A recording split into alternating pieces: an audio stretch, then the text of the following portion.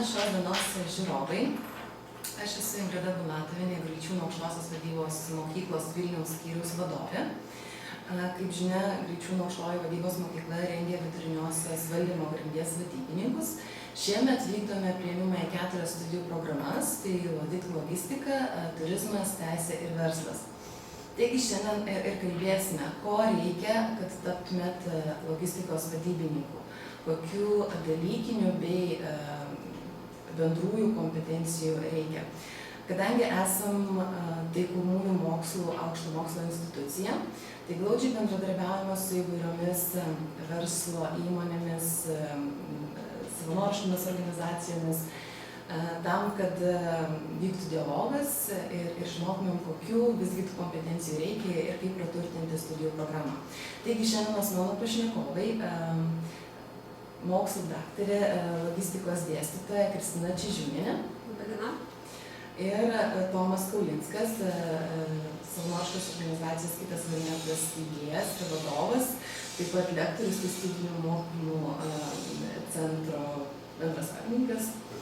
Tai šiandien kartu ir pakalbėsime apie tai, kokios reikalingos yra dalykinės bei bendrosios kompetencijos. Pirmiausia, Kristina, norėčiau jūsų pasiteirauti, kaip ir kodėl jūs pasirinkot logistikos sritį kaip savo mokslinę kryptį. Iš tikrųjų geras klausimas, bet ko gero atsakymas būtų toksai: transportas važiavo ir važiuos, logistika plečiasi, tai iš tikrųjų tai yra ko gero viena iš tokių plačiausių sričių, kur jeigu tu nori tobulėti, jeigu tau nepakanka stovėti vietoje su turimom žiniom, tai yra ta sritis, kur tikrai kiekvieną dieną kažkas yra naujo ir žiūrint į tolimesnę ateitį, į rinką, tai iš tikrųjų tai yra didžiulės perspektyvos. Kiek metų jūs esat šitą sritį, kiek gilinatės? Praktiškai apie 10, bet jeigu su studijom, tai 14 metų jau, sakykime, tas praėjęs laikotarpis, tai tikrai, sakyčiau, gal nemažas laiko tarpas yra. Galbūt jūs norėčiau pasiteirauti, kokias jūs matytumėt, baigę ar ne Graičiūnų aukštąją vadybos mokyklą, logistikos verslo vadybos programos studentas, kokios jo yra karjeros perspektyvos, kokiose logistikos srityse jis galėtų pradėti savo karjerą? Iš tikrųjų, pabaigus aukštąją mokyklą, perspektyvos yra nemažos, tačiau vienas yra toksai dalykas, kad viskas atsiremia ir į pačio žmogaus poreikį, gebėjimus. Iš tikrųjų, kaip jau ir buvo minėta, tai yra ta vidurinioji grandis, kuri atlieka vienas ar kitas funkcijas. Aišku, sritis gali būti įvairios, kaip jau minėjau, tiek transporto, tiek logistikos, tiek galbūt ir sandėliavimo kažkokioje srityje, tai yra dalyje logistikos. Tai iš tikrųjų, vėlgi, čia ko gero kiekvieno žmogus studijų laikotarpiu jisai pajaučia, kuris sritis jam yra artimesnė. Gal jisai nuspręs dirbti su klientais, tai sakykime, yra sudedamoji logistikos dalis.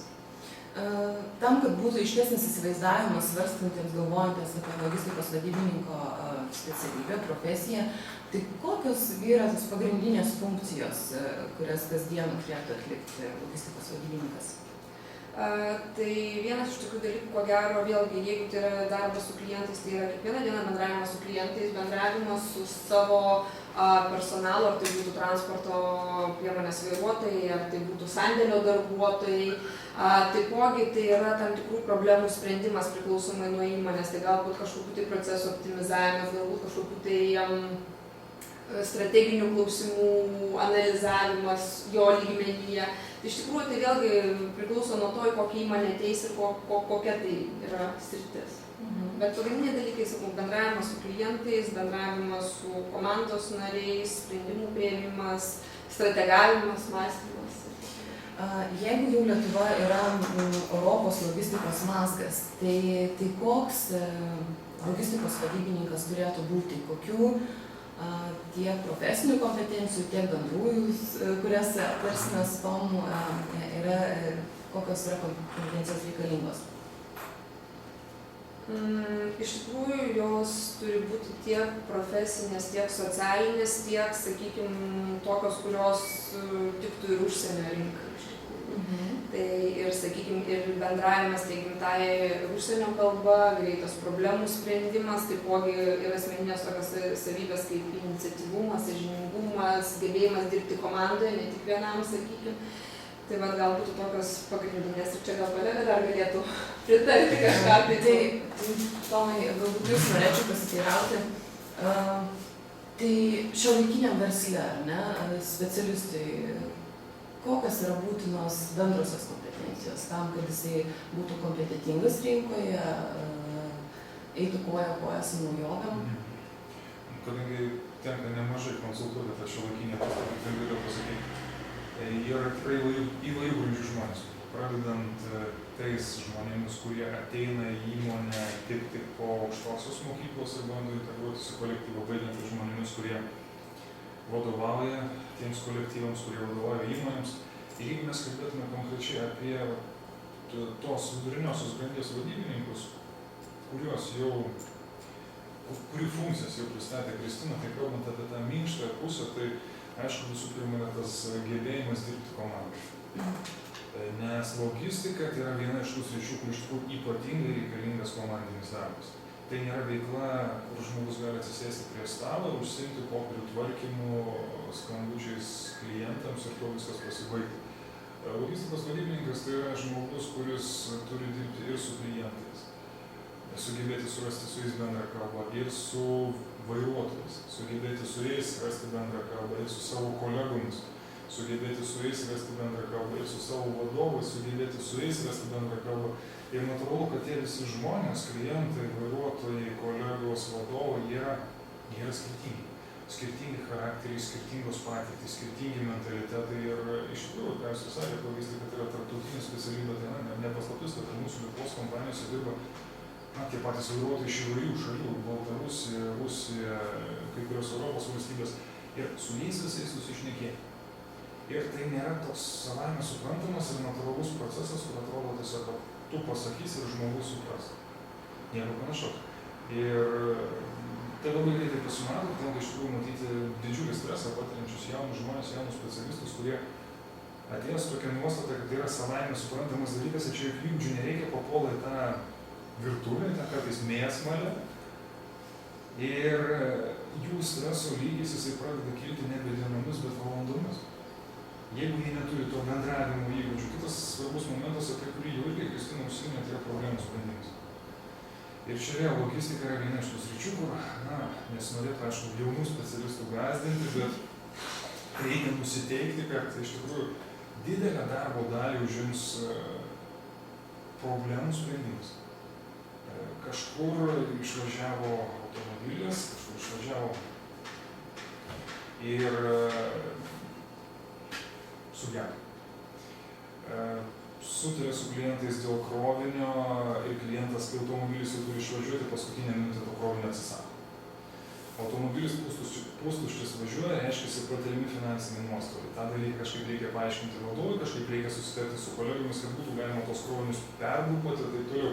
Ir tai vyksta kiekvieną dieną. Jeigu žmogus neturi to tokio specifinio gebėjimo spręsti problemas efektyviai, tai vėl, jisai prie to, sakykime, komunikacinių gebėjimų stygiaus dar prisideda, jeigu prisideda problemų valdymo stygius, jisai turi dar daugiau streso.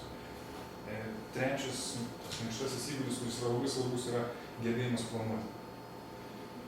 Gebėjimas planuoti, gebėjimas perplanuoti, pradedant savo asmeninių laiko planavimų, baigiant savo komandų žmonių planavimu, vairuotojų laiko planavimu, kurie paprastai yra nelinkę to daryti patys ir stengiasi kuo daugiau atsakomybių nuo savęs nusimesti ir permesti. Tai ko gero būtų tokie trys pagrindiniai kertiniai dalykai, kur žmogus tikrai turi būti gerai pasikaustęs ir kur turi nesitikėti, kad dabar man apie jūs niekas nepasako, manęs to niekas nemokė ir aš ateisiu, tai man gausis kažkaip savaime. O kaip jūs galvojate, ar vidurinė mokykla, aukštojo mokslo institucija parengė specialistus su tinkamom bendrosiom kompetencijom? Jeigu kalbėti apie vidurinę mokyklą, tai galiu pasakyti, iš tikrųjų yra bandoma rengti, bet sėkmingų atvejų per pastarosius 7 metus, kai tenka dirbti labai arti su viduriniuoju mokslu, su moksleiviais, kurie yra vidurinėse mokyklose, sakykime taip, mano subjektyvia nuomonė, kuri pasiremia subjektyvia patirtimi, 9 iš 10 tokių bandymų jie būna nesėkmingi. Ir tik tai vienetai ir tie patys vienetiniai atvejai, kurie paprastai priklauso nuo mokytojų entuziastų, kurie savo iniciatyvą, savo laiku, savo energiją bando tuos įgūdžius mokiniams formuoti, tada kažkas pavyksta. Aukštosios mokyklos, jos čia, bent jau man susidaro toks įspūdis, Kristina galės pasakyti savo nuomonę, jos čia deda daugiau pastangų. Nes aukštasis mokslas, čia prasideda tam tikra konkurencija tarp aukštųjų mokyklų ir neišvengiamai poreikis kelti savo paslaugų kokybės ir diktuoja tam tikras nuomas. Ir aukštosios mokyklos, jos kaip būtų, ko gero, yra lankstesnės negu vidurinės. Čia ir dėstytojai, jie žmonės lankstesni, turintys įvairesnę kompetenciją negu vidurinių mokyklų mokytojai, ir pati administracija paprastai jie labiau suinteresuota daryti kažkokius greitesnius pokyčius. Aš irgi pritarsiu, ko gero, jums galbūt tik tai pažymėti vieną tokį dalyką, kad, sakykime, kada ateina po vidurinės moksleivis, jisai jau yra susiformavusi tam tikrą asmenybę. Ir pakeisti per 3 ar 4 ar 5 studijų metus yra pakankamai sudėtinga. Ir dėl to aš esu jau prieš tai minėjusi, kad labai svarbu pačio žmogaus noras kažką tai siekti ir būti. Nes tikrai yra gerų vadovų, kurie baigia ir, ten, sakykime, galbūt ir kolegijų studijas ir baigia universitetus, tai vėlgi čia viskas atsiremia į pačio žmogaus tas savybės visas. Ir kada ateina žmonės, sakykime, į aukštąją mokyklą, tu vis tiek matai, kuris žmogus jau tas landesnis yra toksai, jau tu dirbdamas su žmogum, tu pamatai, kad tu netgi patys studentai po to jau žiūri, kad daro galbūt kažkokį verslą bando įsisteigti ir taip toliau. Tai jau ugdomas tos kompetencijos, jos aukštoje mokykloje yra pagilinamas ir turbūt galbūt yra kaip atspirtis tokia jam toliau kažką tai siekti daryti. Ir va čia dar kolegai norėčiau pritarti, kad nesugebėjimas planuoti savo veiklos ir laiko, tai yra viena, ko gero, iš esminių jaunų specialistų problema, kadangi to dalyko niekas neišmokins padaryti. Tu turi pats susidaryti grafiką ir žinoti, kokiu tikslu sieki, ir tada visi dalykai kaip jūs sirtuliuoja po truputį savaime.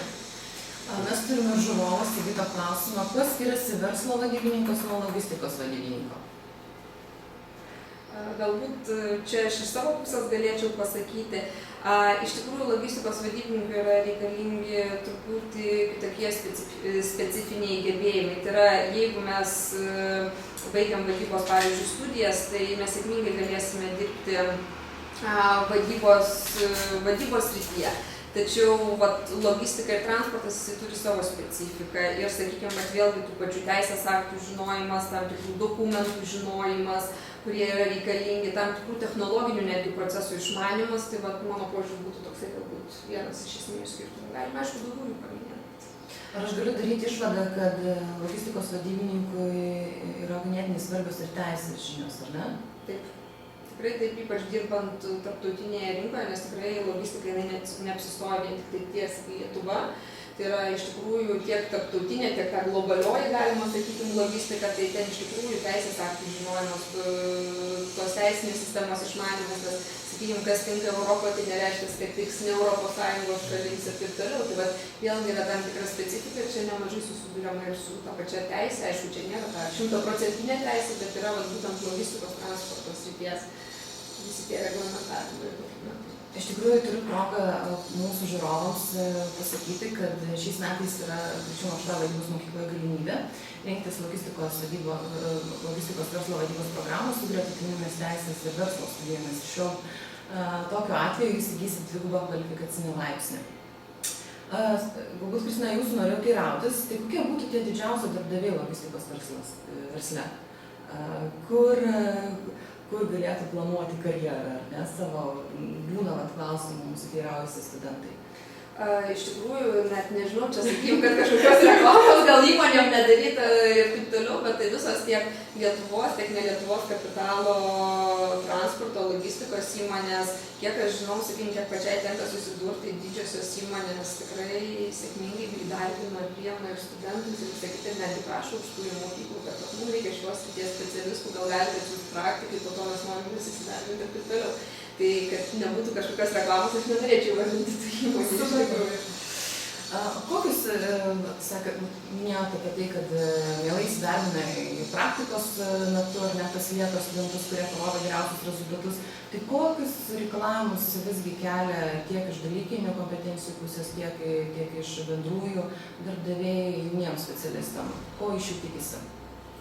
Iš tikrųjų, galbūt aš pasiremsiu savo patirtim, nes apie 10 metų šitoje srityje yra atliekami tyrimai. Tai iš tikrųjų, darbdavys ko tikisi, bent jau, sakykime, paskutiniu metu, tai yra gerų užsienio kalbų žinojimų. Tai, sakykime, rusų, anglų, tai yra privalumai, sakykime.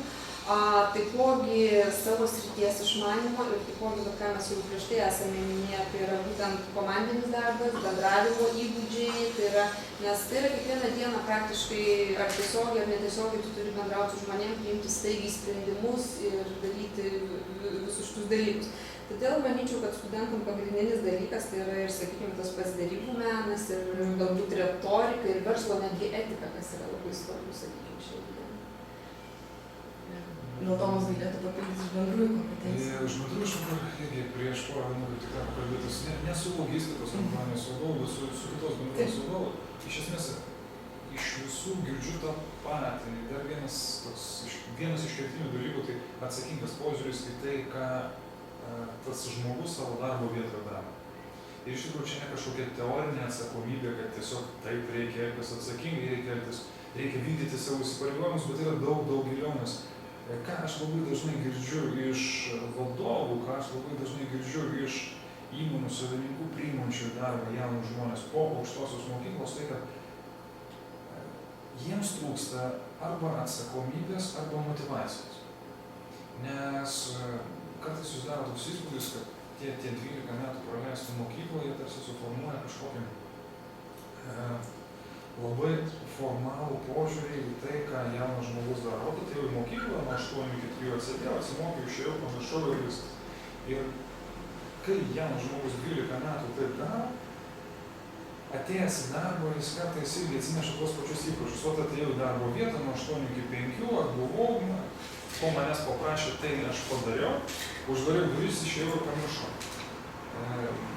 Deja, taip niekada nebūna, taip, žmogus kažkokių rezultatų tikrai gerų nepasieks ir karjeros laiptais tikrai nepakils ir savo pajamų tikrai ženkliai nepadidins. Ir po to, kai tie žmonės arba be atsakingo požiūrio, arba be iniciatyvaus požiūrio į savo veiklą pradeda skųstis, kodėl aš dirbu jau metus, 2-3 ir vadovas man nepakelia atlyginimo, manęs nepaaukština pareigose, jie dažnai nesusimąsto, kad iš jų pusės nėra to atsakingo požiūrio, to iniciatyvumo, tos tokios motyvacijos veiklai.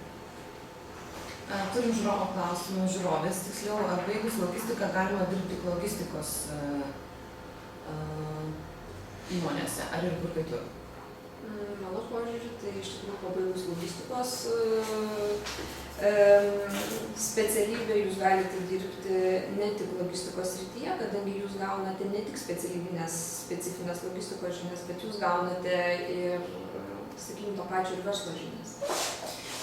Čia kitas klausimas būtų, prie kurį mes aptarsim apie dalykus, ar ne? Tai aš ir noriu klausti iš tų dalykinių kompetencijų pusės, kokių žinių pasigenda iš jauno specialisto atėjusio dirbti į įmonę? Sakykime, kiek man teko susidurti, analizuoti šitą situaciją, dažniausiai pasigenda tam tikrų kompiuterinių žinių arba, sakykime, darbų su programomis. Bet čia vėlgi gal norėčiau pabrėžti tą dalyką, kad kiekviena aukštoji mokykla pagal savo pastangas įsigyja tas programas, bet jūs žinot, kad versle viskas vyksta greičiau, tų pinigėlių yra daugiau ir jie gali daugiau greičiau įsigyti įvairių programų. Tai vat problema yra tai, kad sako, mes juos turim apsimokinti pagal save, bet vėlgi aš nemanau, kad yra minusas, kadangi kiekviena įmonė turi savo valdymo sprendimus, savo valdymo strategiją ir dėl to, kas tinka vienai įmonei, nereiškia, kad tiks kitai įmonei. Todėl studentas aukštojoje mokykloje gavęs žinias, gebėjimus, jisai turi sugebėti adaptuotis ir prisitaikyti prie jau konkrečioje įmonėje reikiamų dalykų.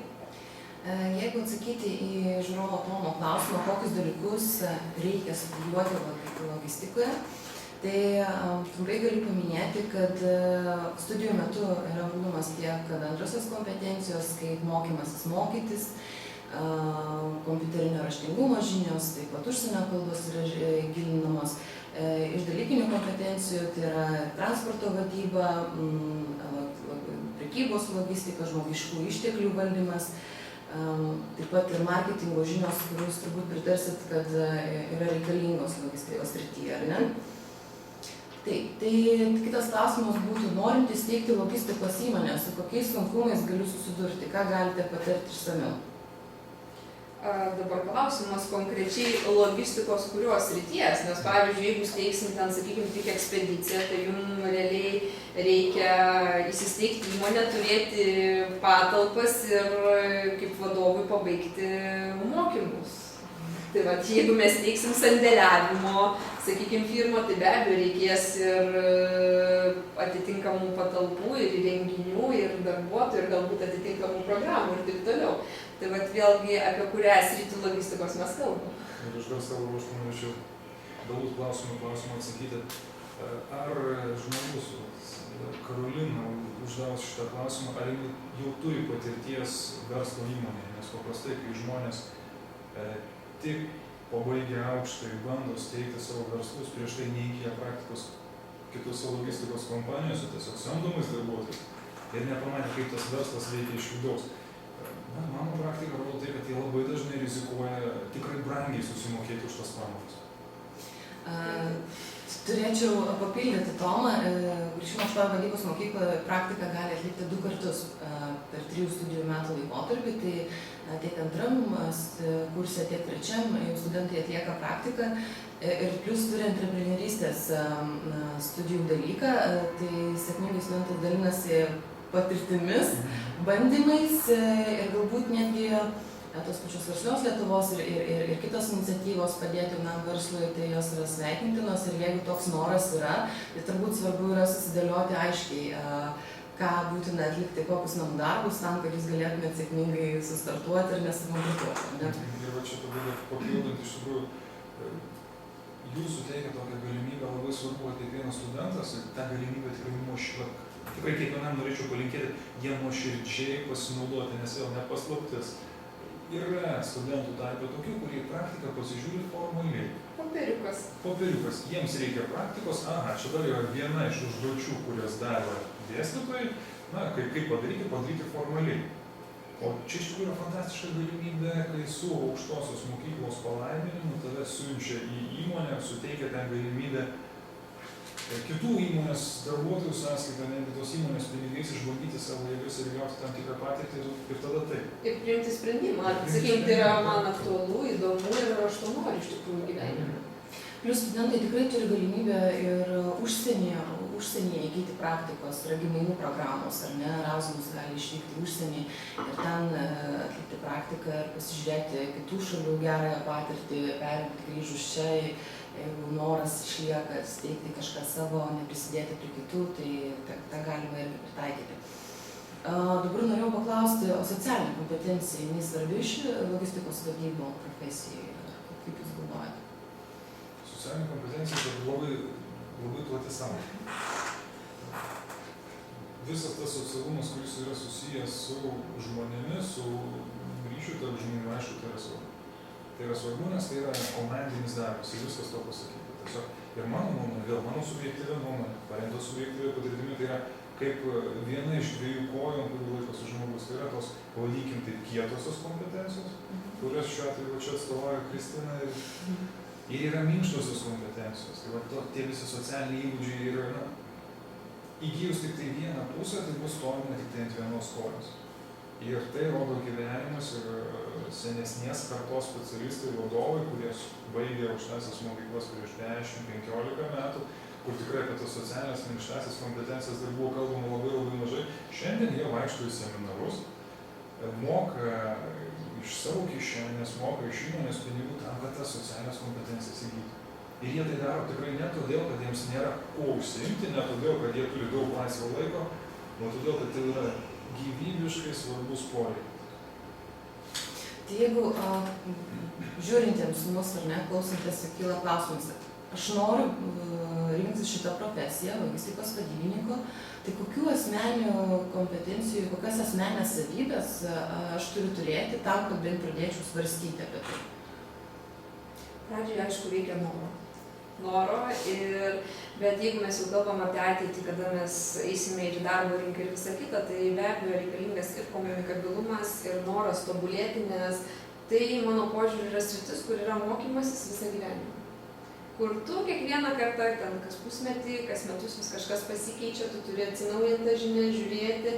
Ir iš tikrųjų, tai vat, ko gero, noras, sąžiningas atsidavimas darbui ir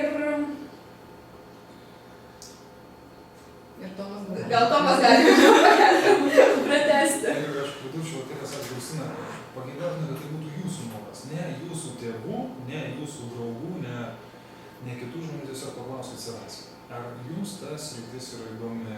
Tikrai tikiu, kad aukštoji mokykla suteikia tokią galimybę, kad jeigu dar abejojat, ateikit paklauskit čia dirbančių dėstytojų, čia esančių administracijos žmonių, kad jums plačiau papasakotų.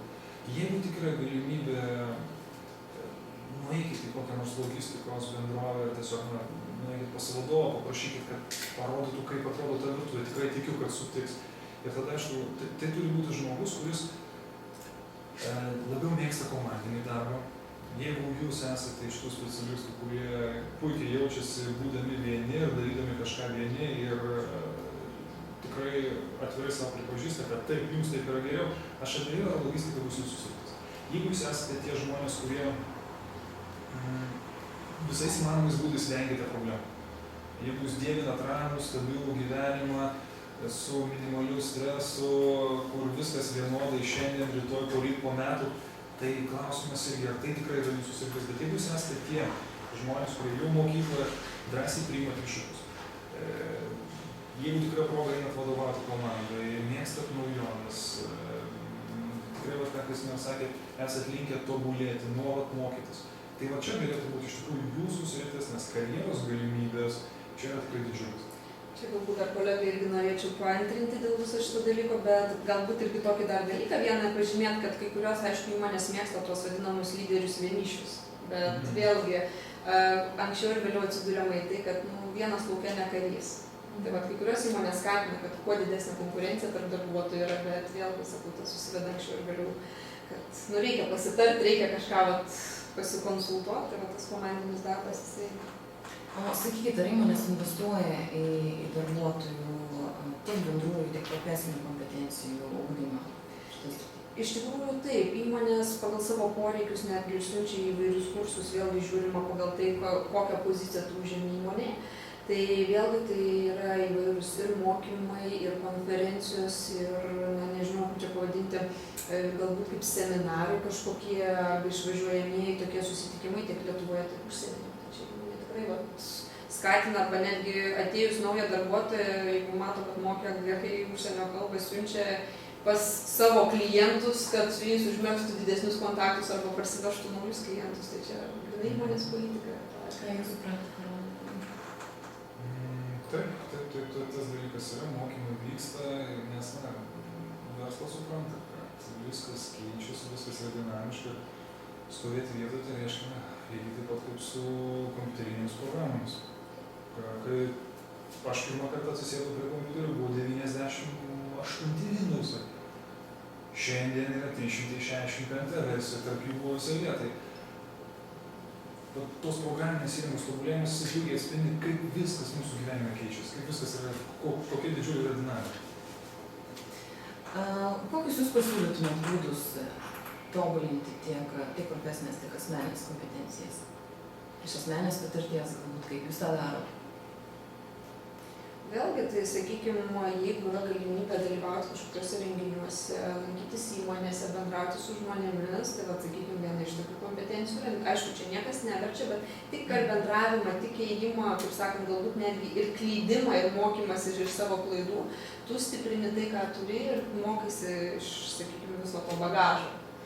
Tai va, kitas dalykas, vėlgi įvairios studijų programos, galbūt pasirinkimas, tikslingai žinant, ką ta aukštoji mokykla duos vėlgi duoda. Vėlgi, sakykime, jeigu žiūrėti iš jau mano profesinės tos srities kaip dėstytojos, tai jeigu studentas paskaitų metu atlieka užduotį 100% ir dar papildomai kažką pasimoka, tai jau automatiškai jisai stiprina tam tikrus įgūdžius tiek žinių, tiek, sakykime, bendravimo, komunikavimo, galbūt kažkokios informacijos paieškos, sisteminimo ir pateikimo. Aš savo ruožtu apie tos minkštuosius įgūdžius, apie socialinės kompetencijas, norėčiau pasakyti tai, kad, ką ir sakė Kristina, praktikuokitės, nes knygų skaitymas apie tai, kaip reikia bendrauti, apie tai, kaip reikia spręsti problemas, apie tai, kaip reikia dirbti komandoje, apie tai, kaip reikia planuoti, jis yra reikalingas. Bet tai yra tik tai pirmas žingsnis ilgoje kelionėje link to tikro įgūdžio suformavimo, kai jūs iš tikrųjų tai galėsite pradėti taikyti praktikoje. Nes dažnai žmonės galvoja, kad aš paskaičiau knygą apie tai, kaip reikia bendrauti ir teoriškai aš jau turėčiau mokėti gerai bendrauti. Bet tai dėja būna tik tai teorija. Realybė būna kitokia, mes tiesiog elgiamės taip, kaip elgiamės anksčiau, tai va taikome tuos bendravimo įpročius, prie kurių esame įpratę, kurie ne visada duoda tą norimą teigiamą rezultatą. Tai tiesiog kiekvienai progai pasitaikius ieškokite galimybių, įsivardinkite savo, kokias konkrečiai socialinės kompetencijas, kokius konkrečiai minkštuosius įgūdžius norite formuoti. Internete tikrai yra daug įvairiausių testų, daug netgi nemokamų testų, kur jūs galite pasitikrinti, kokios yra jūsų stipriosios pusės, o kokias pusės reikia tobulinti. Ir matant savo tas tobulintinas pusės, tiesiog susidarykit sąrašą, susirinkit literatūrą, pasimkite iš ten minimumą teorijos ir tada eikit, bandykite, darykite klaidas, ką Kristina sako, nes tai yra ne klaidos, tai yra pamokos. Nes žmonės, kurie visais įmanomais būdais vengia klaidų, reiškia, jie sustoja, jie nebetobulėja. Viskas. Logistikai tai yra neleistina. O iš tikrųjų, kiek gali kainuoti viena klaida logistikos vadybininko? Iš tikrųjų labai daug. Labai daug, nes tai gali būti ir prarastas krovinys ir, sakykime, kažkokie nuostoliai galbūt įmoniai, nes logistikoje viskas svarbu laiku ir vietoje, kad visi procesai kiti nenutrūktų. Tai čia vėlgi, sakau, čia turbūt nepamatuojamas yra dalykas. Reikėtų imti konkrečią situaciją ir tada žiūrėti, kiek tas finansiškai gali kainuoti pačiam darbuotojui, galbūt įmoniai ir panašiai. Kiek tenka girdėti, sakykime, tai gali būti nuo kelių šimtų iki keliasdešimt tūkstančių eurų. Kažkokia tai klaida, kažkoks netinkamai priimtas dėl kompetencijos stokos sprendimas. Arba neįsigilinimas, sakykime, tam tikras žinias ar nepaskaičiavimas kažkokiai, sakykime, gal praleido informaciją kažkokią, kuri atrodo gal net tiek reikšminga yra. Tai vat visi tie dalykai, jie po to susiveda į tai, kad tai yra tam tikri nuostoliai tiek įmonei, tiek pačiam darbuotojui. Tai atidumą irgi galėtume įvardinti kaip vieną iš tų svarbiausių bendrųjų kompetencijų, ar ne, logistikos vadybininkai? Manyčiau, kad Žiūrovė Jovita klausia, ar praktikai užsienyje yra finansavimas. Taip, turiu atsakyti, kad finansavimas yra. Tai studentui kainuoja tik tai bilietas, nuvykti praktikos vietą, o visą kitą tie apgyvendinimo išlaidos, visi tai yra apmokama. Tai klausia Tadas, jei asmeniškai norėčiau pasikonsultuoti įmonės įkūrimo, kur man kreiptis? Ar yra kur nors centras konsultavimo? Na, dėl įmonės įsteigimo konsultuoja turbūt tiek Versli Lietuva galėtų padėti ir tiesiog pasidomėti, galbūt ir ūkio ministerija nurodo, ar kitos ministerijos nurodo, kur ir kokiom sąlygom jaunimas, galbūt į jaunimo darbo centrą galėtumėt kreiptis, jis taip pat jūs nukreiptų teisingą linkme, kaip jum lengvatinėm sąlygom įkurti steigti savo įmonę, ar ne? Aš dar atsiprašau, savo patarimas Tadui ir dar Tadai nusipirkite ir perskaitykite knygą Verslo mitas. Tikrai garantuoju rasite labai gerų įžvalgų apie tai, kaip išvengti visos eilės pagrindinių klaidų, kurias padaro žmonės, kuriantys verslą, nes dažna situacija, kai šitą knygą pasiima vadovas, 10 metų dirbantis versle, jis atsiverčia ir sako, kad šitą knygą apie mane. Jeigu aš ją būčiau paėmęs į rankas prieš 10 metų, tai prie to, ką tu siūlai. Mindaugas žiūrovas teirausia, ar logistikoje reikalingos teisės žinios, jei norėčiau studijuoti logistiką. Dabar studijuoju universitete teisę. Kaip mes jau ir kalbėjome, tai tikrai teisės žinios logistikoje yra labai reikalingos. Tai jos jums pravers. Taip, tęsiant toliau. Dėl informacinių sistemų, ar specialistai jauni baigę aukštąsias mokyklas, jie yra pakankamai susipažinę su jomis ir gebantis dirbti jau atėję į įmonę?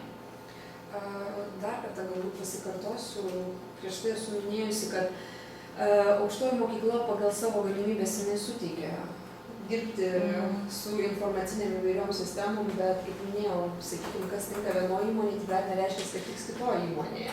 Tai, sakykime, yra toksai dalykas, kad vis tiek kaip ir į pačių įmonių vadovai sako, mes turim juos dar pastumėti į tą pusę, kurią veikia su tom programom. Galbūt kažką tai naujo pasimokym, galbūt giliau įsigilinti vieną ar kitą informacinę sistemą. Tai iš tikrųjų aukštoji mokykla pagal savo galimybės tikrai duoda tai, ką gali. Kokios pagrindinės, tarkim, aš dabar domiuosi logistikos sritimi, ar ne, tai su kokiom pagrindiniam programom dirba įmonės Lietuvos? Bent jau kelias pavardinti, aš tikiu, kad jos yra skirtingos ir įvairios, ar ne, bet tos pagrindinės, kurios daugumai iš jų dominuoja. Tai va, sakykime, aukštosiuose mokyklose dažnai naudojama Klevos programa.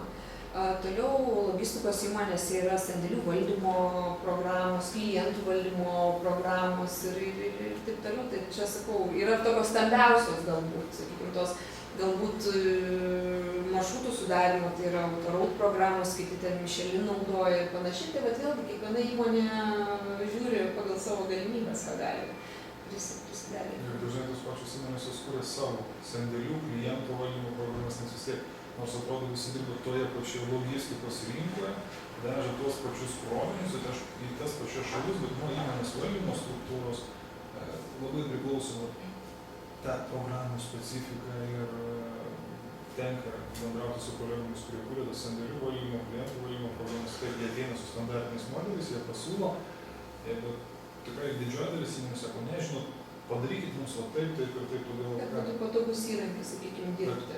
Ir ką Kristina minėjo, kad iš tikrųjų reikia nusiteikti, kad reikės mokytis. Ir nesistebėti, kad jūs pabaigėte aukštąją mokyklą, gavo daug geros praktikos, atėjot į įmonę ir reikia nuo nulio pradėti viską. Reikia pradėti dar kažką įgyti. O kaip jūs darbo rinkoje su Vilniaus apskrities logistikos vadybininkų poreikiu? Ar jis yra, ar jūs mato tendenciją jam didėti, galbūt dėl habo Kaune, ar dėl kitų kažkokių tai priežasčių? Iš tikrųjų yra tokios dvi tendencijos, kadangi tikslių skaičių, kiek yra dirbančių šitoje srityje, arba koks yra poreikis, jūs tikrai niekur nerasite, bet čia ne per seniausiai yra tekę daryti tokius preliminarius paskaičiavimus. Tai, sakykime, tarp to, kas dirba šitoje srityje ir tarp to, kiek yra paruoštų šitos srities specialistų, tai yra iš tikrųjų dar didžiulis atotrūkis. Tarp to skaičiaus, kiek yra.